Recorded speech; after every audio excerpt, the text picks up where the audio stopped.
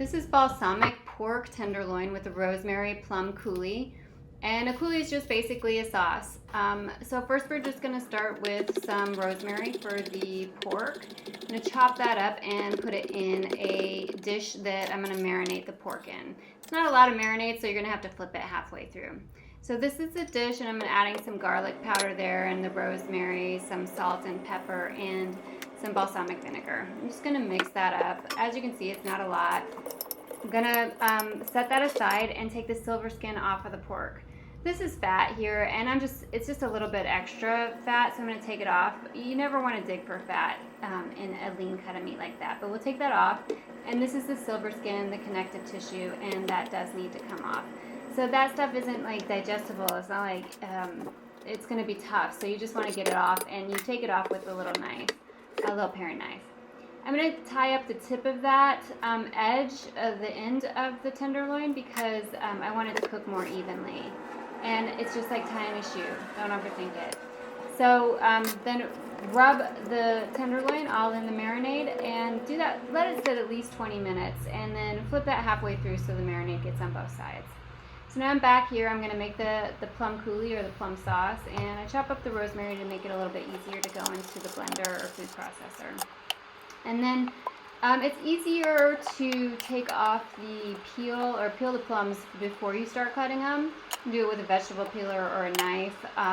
You can leave the skin on if you want. It might make the sauce, it will give the sauce a little bit more texture. It might make it a little bit more bitter, but you can add some more sugar or honey or whatever. Basically, you know, if you don't want to peel it, don't peel it. If you want a smoother, more refined sauce, peel it. And cut the plums in half and chunk them up and throw them in the food processor.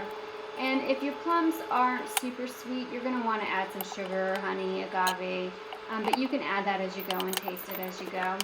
And so into this plum sauce is very simple. There's a white wine, and you can use lemon juice or white vinegar if you don't have white wine, and rosemary, salt, and pepper, and the plums. And I mean, I think that's it. You blend it up. You're going to taste it for salt. You're going to taste it for sweetness. Add a little bit more honey if you like. And then you can serve coulis or this plum sauce cold, or you can serve it hot.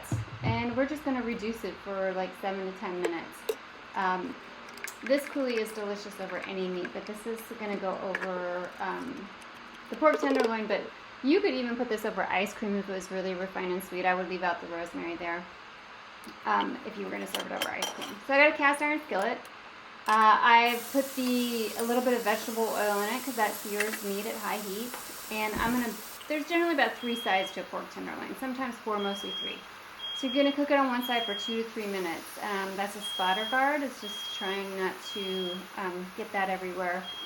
And so my fire alarm is about to go off because I got my phone over the stove and I don't have the hood on and the window's open, so you're going to hear that. And so it is hot, so you're going to moderate the heat as you go. So about 2 to 3 minutes on the first side, and then another about 2 minutes on the second side, and then you flip it and you throw it in the oven at 375. So your oven needs to be on already at 375. We're going to take this small pan of coulis and warm it up on the stovetop for about 5 to 7 minutes. Going to bring it to a small simmer. And then here's our beautiful tenderloin. The bottom is cooked a little bit more. Don't even worry about it. It's going to be so delicious. I put that on the bottom because it's going to steam off a little bit. So put the most cooked part on the bottom. Tent it. Leave a little bit of air so that you don't want all of that sear to steam off. So leave it cracked kind of. Let that rest for 10-15 minutes. And then here's our beautiful thick sauce. It's thickened up. Taste it again for a little bit of salt. After the pork has rested, go ahead and slice right into it. You're going to cook the pork for about 12 to 15 minutes, or until the internal temperature reaches 145. And you can still see a little bit of pink at 145, and that's okay. If that flips you out, cook it a little bit longer. If at this point you're like, needs to be cooked a lot longer, you could even put the sliced pieces back into a pan and pan fry it. You could microwave it for a minute, but this is perfect. And then I'm serve it with this rosemary plum coulis, and I would normally serve this coulis sauce underneath the pork so that you can see that nice beautiful sear on the pork. So like drape the coulis first, put the pork slices on top for presentation. And you can find this recipe at eatsimplefood.com.